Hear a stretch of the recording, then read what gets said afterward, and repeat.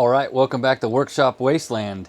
If you're anything like me, you bought a 5th gen RAM, in my case a 2500, and the key fob is missing the button to open up the tailgate, which is really annoying because when the doors are locked, you have to go find your key fob to open up the tailgate.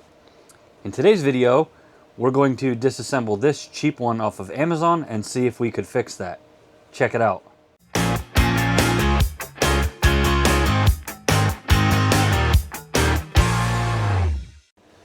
Alright, so the first thing that we need to do is get this thing disassembled till we get to a point like this so we can try and harvest one of these buttons off of the internal part of the key fob. So disassembly is pretty straightforward. There's a button on the side that you can press, and then there is your key. You're going to get to this point.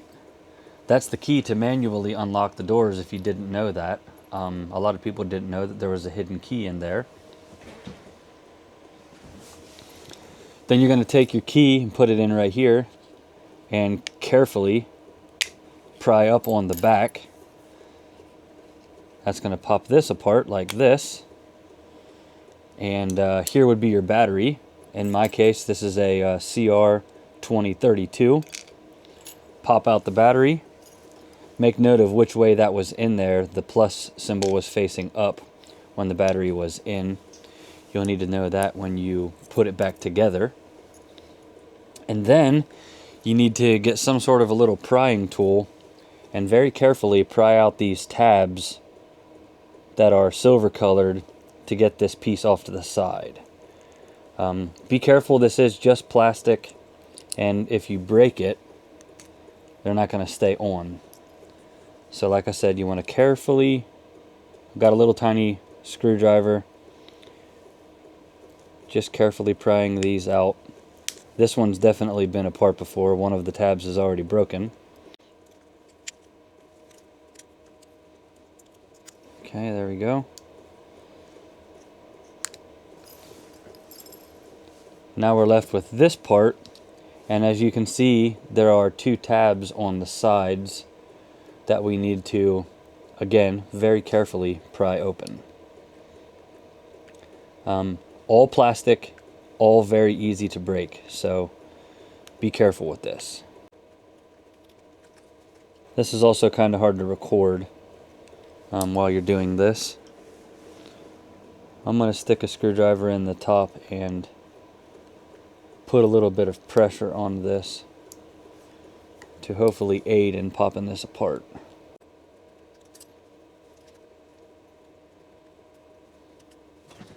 This one's being kind of difficult to get apart,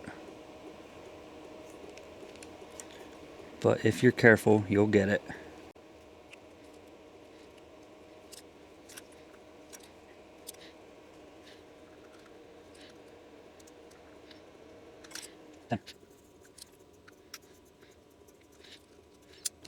Okay, there's that side popped. I'm going to try and get this side to pop without pushing the other side back on.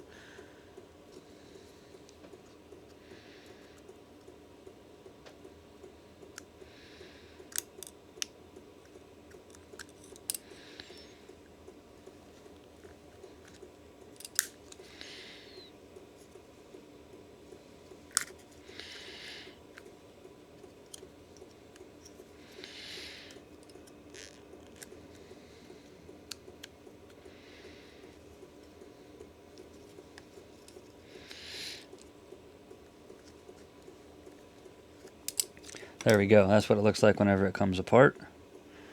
As you can see, pop that apart, and here is the control board that we need. So I already harvested a button off of this one, but what we need is to solder a button onto those pads right there. You can see those 4 pads. It almost looks like there was a button at one time on this one and someone removed it, which I'm sure is not the case. But all of our buttons on this one do work, which is good. So we're going to heat up the soldering iron here. I've actually already extracted a button. The little tiny button looks like that, very small, and we are going to solder that onto the pads right there. So interestingly enough, the buttons on the new one are bigger than the buttons on the old one, so this might not work actually. I don't know, we're going to try it anyways, see if I can't get some solder to flow. So to desolder these,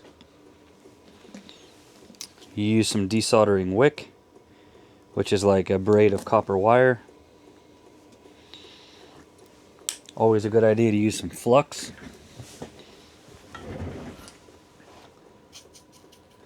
You can dip your soldering iron right into the flux, and these are soldered on the side and only on the sides. So get this heated up and it will suck the solder into this braid. A little bit of flux on here.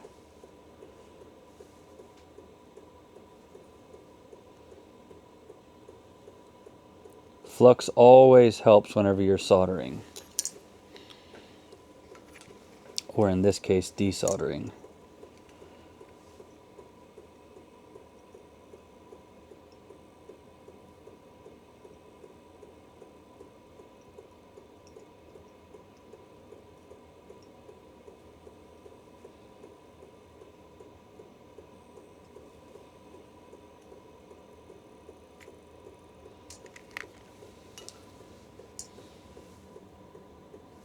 I think we got that pad loose. You can take a little pair of pliers or something. Yep. There's that side done. Now we'll desolder the other side.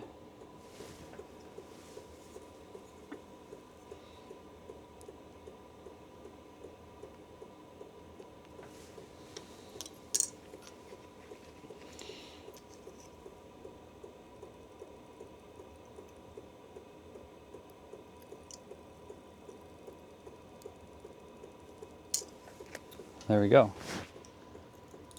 There is the button taken off of there. So like I said, I already have one prepared that we're going to try and solder onto the new board. And I don't know how well this is going to work because they're different size. The buttons are physically different.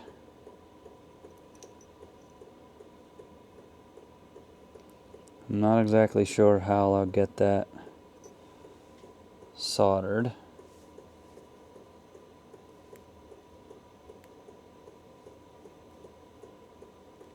Let's bend our little tabs down on this button a little bit.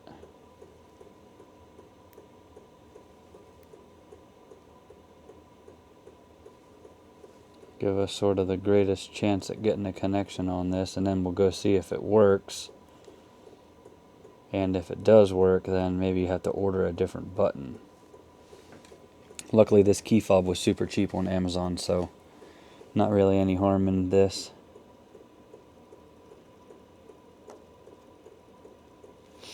Right there I just sort of reflowed the solder pads.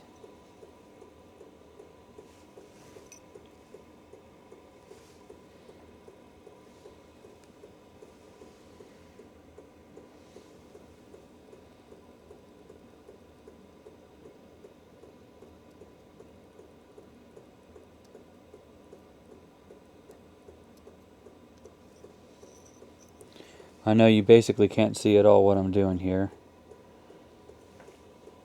but unfortunately it's some small tedious work.